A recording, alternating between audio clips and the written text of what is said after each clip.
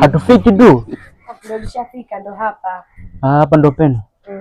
Shikamoo mama. Marhaba mwanangu. Mama mko shikamoo? Marhaba, karibuni. Asante. Karibu kae.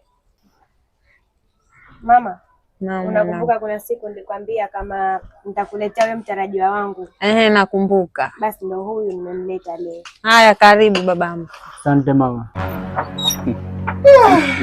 Njoo. Naam mume wangu. Kwa hiyo mimi natoka. Haya, lakini kwanza usitoke kwa sababu hapa tumepata mgeni. Mwanetu Chauringo katuletea mchumba kwa sababu kuna siku kanaambia kuna mtu washapendana anamleta, kwa hiyo ndo kamleta hapa. Ndo babako au? Chauringo. Wewe Chauringo.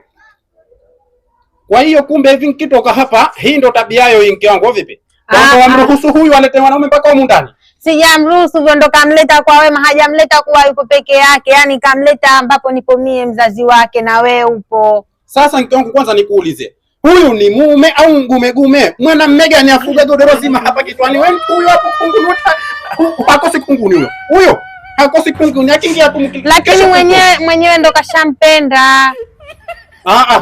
Kwa huyo denywe ni ile jeusi. Haya ndavyo. Hata wewe wapi kashampenda na nywele zile zinatolewa tu. Wataka talaka? Hapana. Haba singusi tena kwenye. Haya wewe.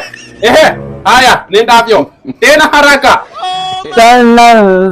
Tanazalul malaikatu waruhu. Baba nkikushapata.